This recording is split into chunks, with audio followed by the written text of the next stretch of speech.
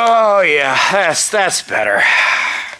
Hey, so you want to be a YouTube millionaire, do you? On this automotive YouTube journey? Well, so does a lot of other people. I'm going to give you some reality behind what it takes to be successful on YouTube, what it takes to make money on YouTube, what it takes to be able to be even self-sustaining on YouTube. Because a lot of people honestly don't really understand this process, and they don't really have a true understanding of what it really takes to become an automotive YouTuber, to really get to the point where you are able to be considered successful as an automotive YouTuber. Now, right off the bat, you may ask, Austin, why do you have the ability to talk about this? You've just hit 1,000 subscribers. Well, you would be correct. I just hit 1,000 subscribers the other day. Go us. Yay, team. However, I've been doing this YouTube thing for quite a long time. Here at the shop at Lucor Automotive, I manage and run and film and do all of the YouTube thing here at the shop. So I've actually been involved in this YouTube game for about 8 years now. I know what I'm talking about. I've been there. I've done that. I've gone through it a lot. I now have this entire new project here on the side that you're seeing, Automotive Adventures with Austin, and this is going to be predominantly focused on my personal vehicles. So I'm coming at this, I promise you, with a whole lot of experience. I do 3 videos a week on the main channel, and I'm going to try to do 1 or 2 videos a week on this channel, so I'm very involved in the automotive YouTube process. But a lot of people, they don't really know what it takes. They don't really know what's behind the YouTube thing, what it really involves to become a successful automotive YouTuber. And I want to take back the mystery of a lot of that. I want to show you guys the honesty behind it, and I really want to have a conversation because it kind of sucks sometimes, and it's super freaking expensive. So let's get into the first part of this that I really want to talk about, and that's what you're going to do as an automotive YouTuber. What you currently are doing as an automotive YouTuber. It really comes down to what type of automotive YouTube content you're planning on creating. Now, you've got a couple of different buckets that you can kind of fall into. You can have the how-to channels, which is your guys that are mechanicking, that are showing you how to change brakes, how to change oil, how to charge AC, how to troubleshoot a specific problem code. That's definitely one major bucket, and that's a very successful niche. Typically speaking, those are going to be your professional mechanics that usually work in a professional shop, that have access to very nice, very professional tools, and will be doing things in a very nice, professional, clean manner. You then have people that are automotive reviewers, so people that take test drives in vehicles, or that review other people's builds or other people's stuff. Think things like Doug DeMuro or Dude in Blue, those kind of guys that have they have their own things that they do, but they're more or less known for reviewing other people's content, other people's projects and production. Whether that's factory production or whether that's customized vehicles, that's really up to the individual person as far as what their channel is, but that's one bucket that you can fall into.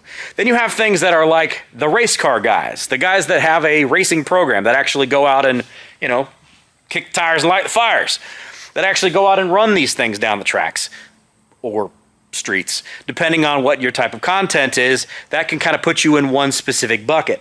You've also got guys that are kind of what I would call the will it run guys, which are the I bought a crap can on YouTube or off of Facebook Marketplace or Craigslist or God only knows where from my cousin Jimmy that's down the road. Will it run and drive X amount of miles? Now there's some big guys that are in that game. You're going to see people like Derek from Vice Grip Garage, Kevin from Junkyard Digs. There's a lot of guys that are in that space, and that can be a good thing or a bad thing.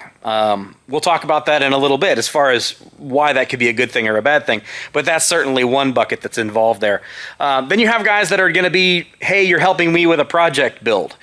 You're going to have somebody like, honestly, kind of what I'm doing with this channel, where I'm building something, you're watching me build it in that whole process. You're there for all of the episodes, from the I got it running to I tore it down to I'm going to go through the machining, I'm going to go through the building, we're going to go out and take adventures in that vehicle. That's what that is. And that's really more of like my style type of thing.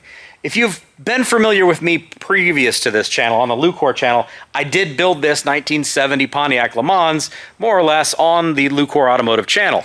I also built my 1979 AMC Spirit AMX on the Lucor channel. You guys saw that process.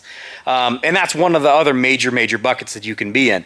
And then you have another side of things, which is going to be kind of general automotive shenaniganery, I would say. Those are the people that don't really fit well in any of those classes, that just kind of go out and film whatever they can film, whether it's somebody else doing something shenanigan-y, whether it's you doing something shenanigan-y.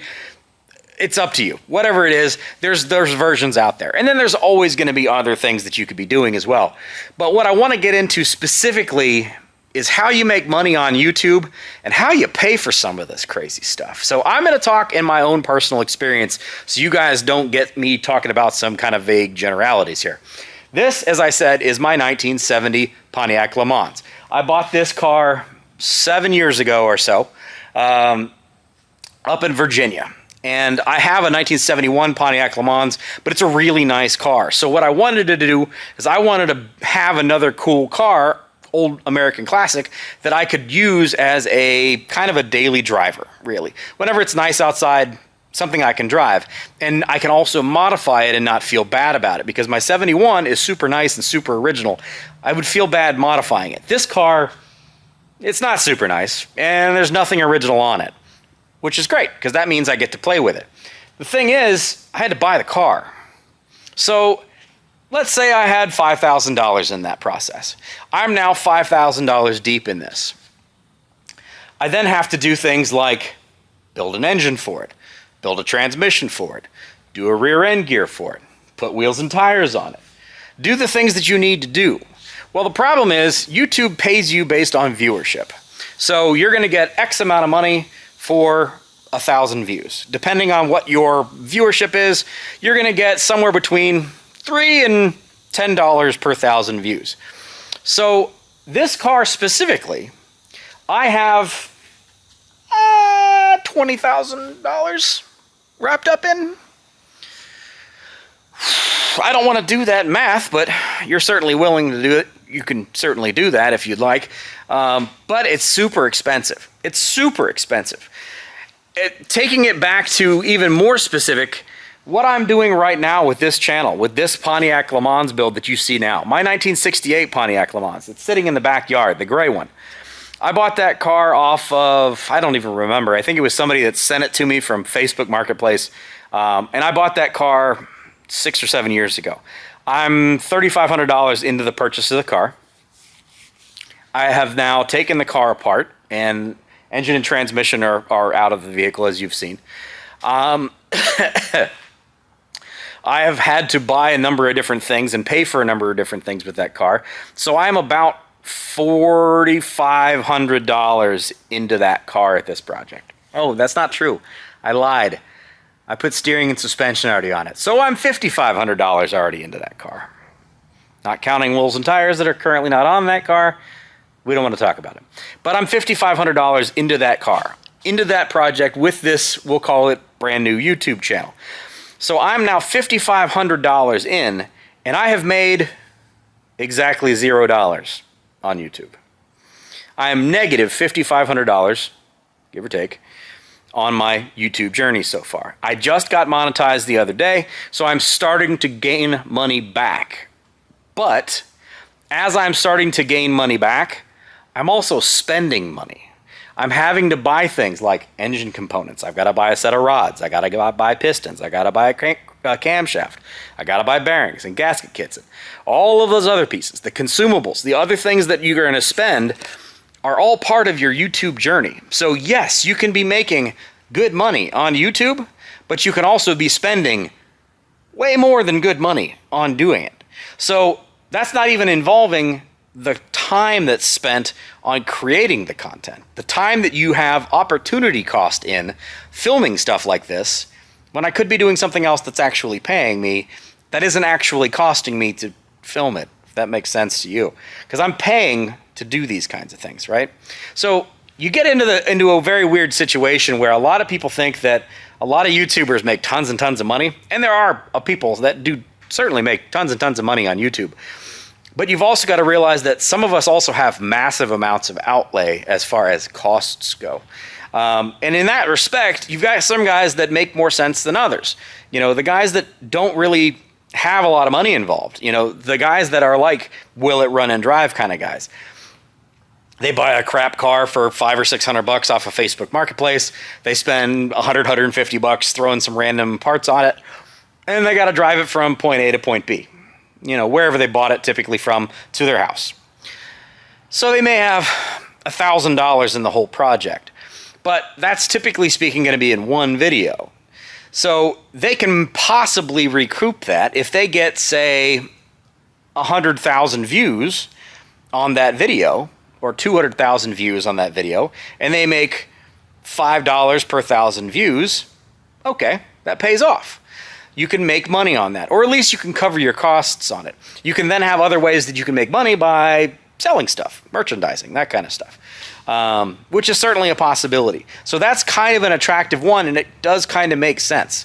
Then you have the guys that do YouTube stuff to be able to show off other people's builds. So people like Doug DeMuro, or again, that dude in blue, who is a lot of times showing off what other people have already built. So they're taking it for a test drive or something along those lines. Now, those guys don't have a whole lot of opportunity cost or a lot of actual physical cost because they're not the ones producing those vehicles. All they need to do is get themselves from wherever they are to wherever that vehicle is, or vice versa, get that vehicle to them. So you may have some transportation costs, airfare, accommodations, that kind of stuff. Depending on what that is, that can add up. Depending on where that vehicle is and how badly you want to film it, it may or may not make sense. But you don't have a lot of parts costs typically involved in that. And that could make a lot of sense too. If that's the type of content you're interested in, cool, go for it. But realize it's not all profit. There are a lot of things that you're going to have that are going to be kind of the sneaky things that are going to run up on you. Oh, and by the way, you do have to pay taxes on all of this. So there's that.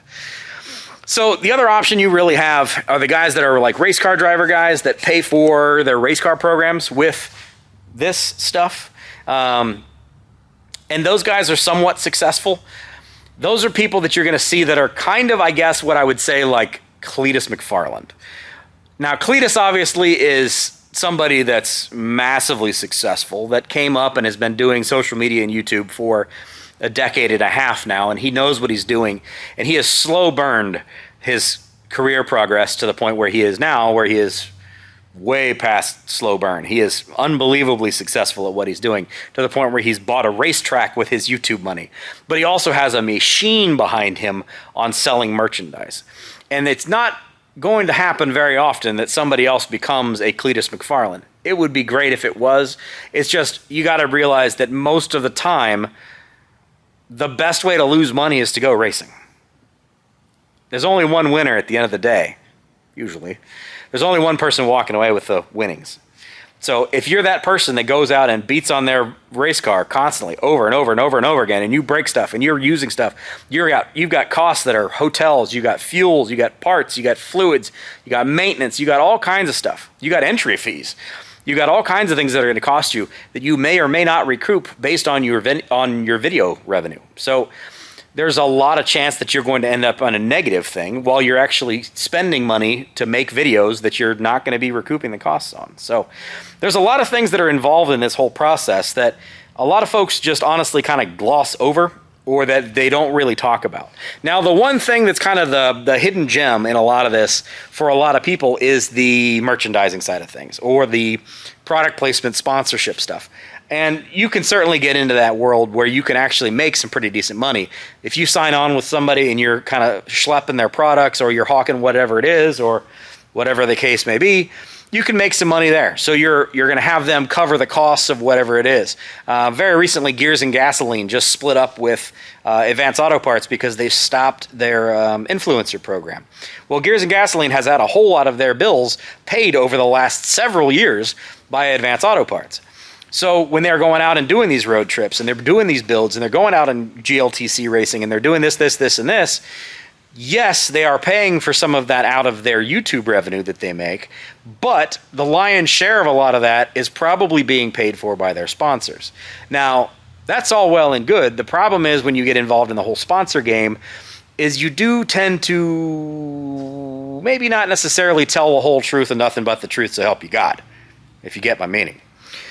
So very rarely are you going to have a channel that's going to get to the point where their full bills are paid for by a sponsor, or even a huge portion of it. But that's obviously a goal for a lot of people, and if that's your thing, good for you.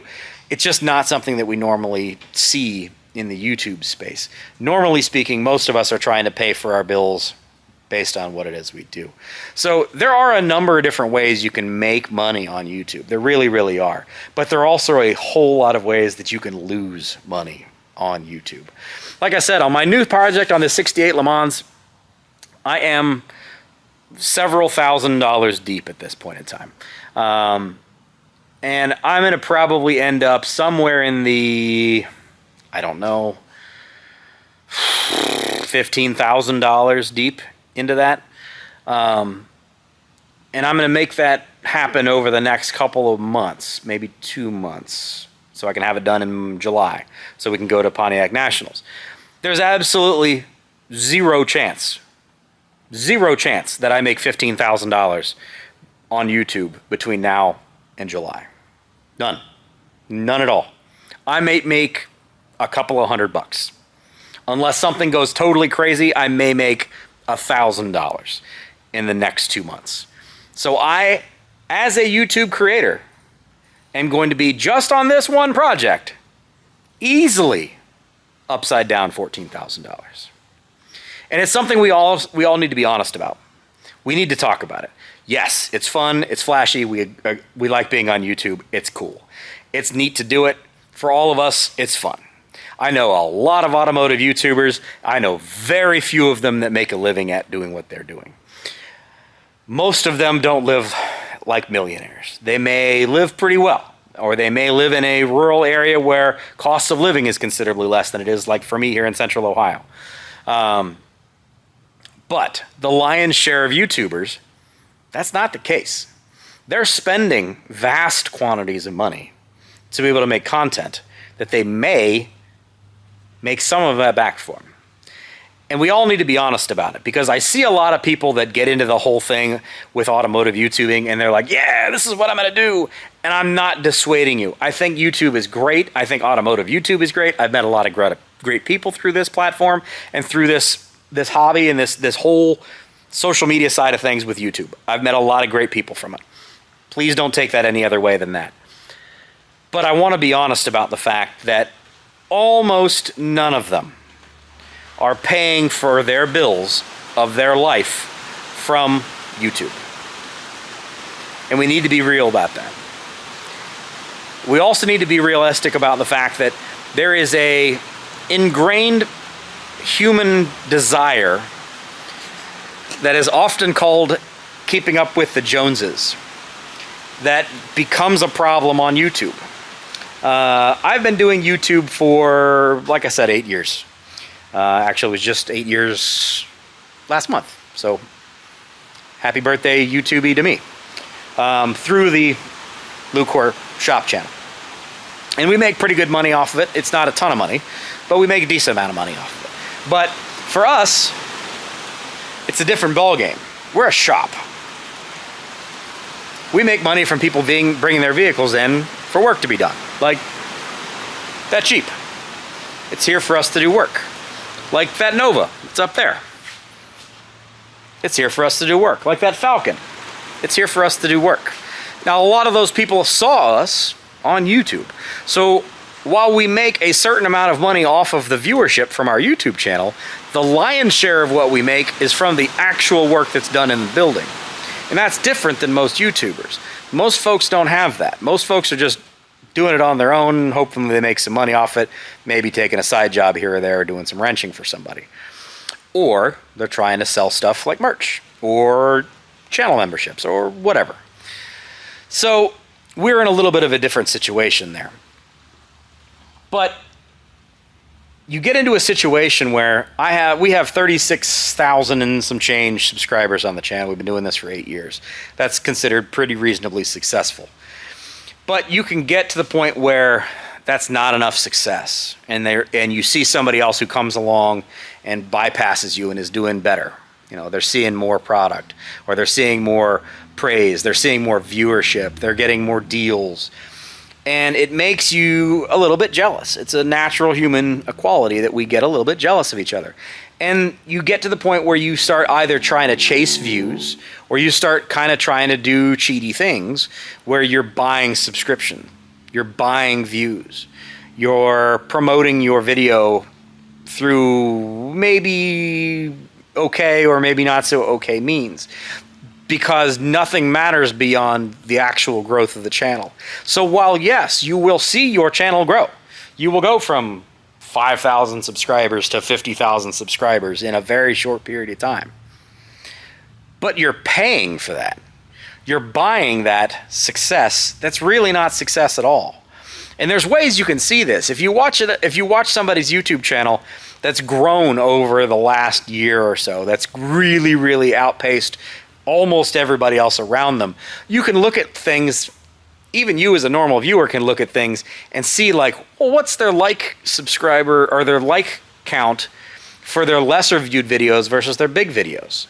What's their comment ratio on the big videos that are viewed thousands of times or tens or hundreds of thousands of times versus their videos that are not really viewed that much? Those things should scale, at least reasonably so. And if they don't, there's definitely some red flags there. But a lot of people, it doesn't matter because we want to keep that, I'm succeeding too. Here I go. I'm off to the races. I've made 30,000 new subscribers in the last 6 months. If you did it on your own back, on your own way, good for you. If you paid for it, don't care. And the problem is once you've kind of gotten into that whole process, you're kind of stuck. You're going to ruin your YouTube channel. You're going to ruin your analytics. YouTube, generally speaking, is going to know you did that, and they're not going to give you much of any organic growth anymore. And you've kind of screwed the pooch. All because you wanted some vanity numbers. Now, listen, I'm a pretty vain person. I'll be honest. I am completely comfortable in the person that I am, probably too much so. I want to be successful. I want this YouTube channel to end up with 10,000 people subscribed to it in the next 6 months. Absolutely. I want to be able to make enough money to be able to drive around my hot rods and pay for some of the bills. Absolutely. But I want to do it the honest way. And I want that growth to be through something that I can be proud of. I want those people that I got to subscribe to the channel, like hopefully you, to continue to watch what it is that I'm doing and not just come for one video and then go away.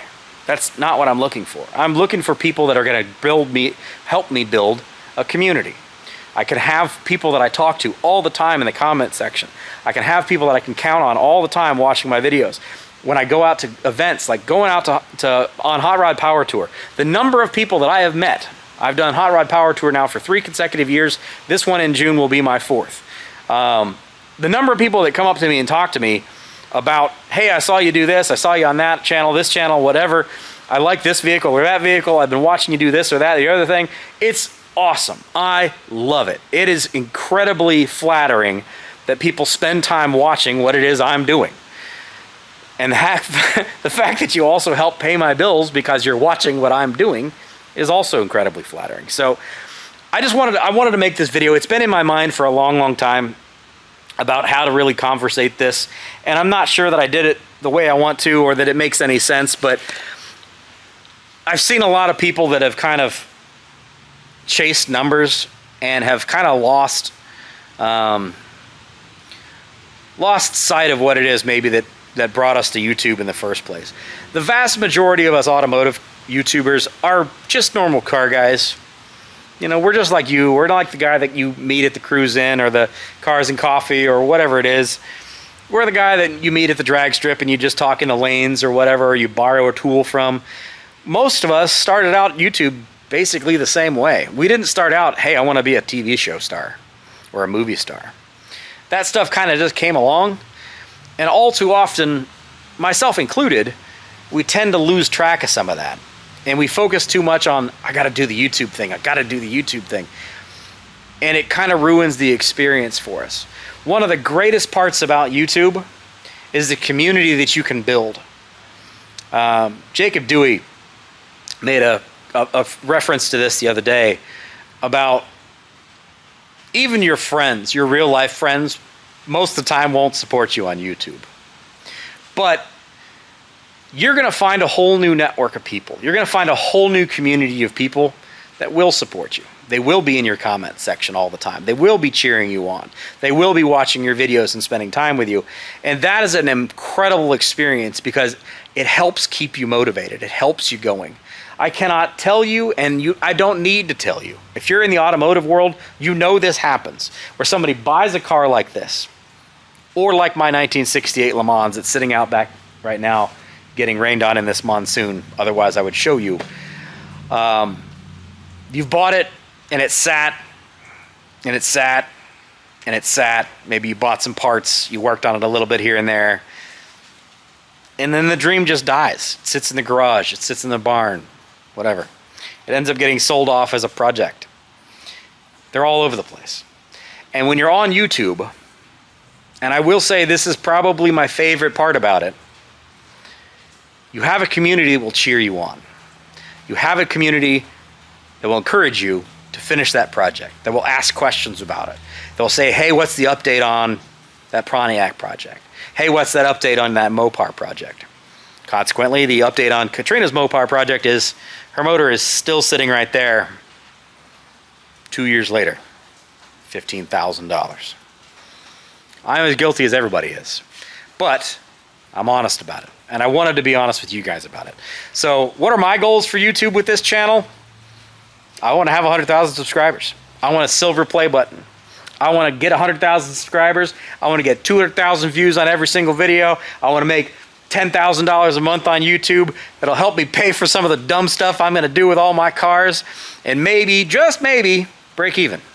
But I'm going to have a lot of memories along the way. I'm going to have a lot of fun. I'm going to be able to involve a ton of people in what I'm doing. And at the end of the day, that's enough for me. I don't really need to be a YouTube millionaire. But I am going to be super rich in memories. Was that cheesy? Might have been. Hey guys, thanks for being here. Thank you for getting me to 1,000 subscribers. You're all awesome. I love you guys so much. I hope this makes sense. I hope this is something maybe that's interesting to you. It's not something a lot of us like to talk about. And if you're interested in more of the behind the scenes, how the YouTube thing works, let me know. I'm certainly willing to do it. I'm willing to give you guys all the behind the scenes access you could possibly ever ask for, because I got nothing to hide. So have a great one, guys. I got a bunch more work to do on my Pontiac 350 build. Going to be up at Bob McVeigh's next week to start the machining process and go through all that kind of thing. So there's a lot more coming for you. Have a great one, guys. Take care. Oh, and just so we're clear, yes, I did take a shower in real money. Life goal unlocked. Now I gotta go spend it all on car parts. YouTuber's life for me.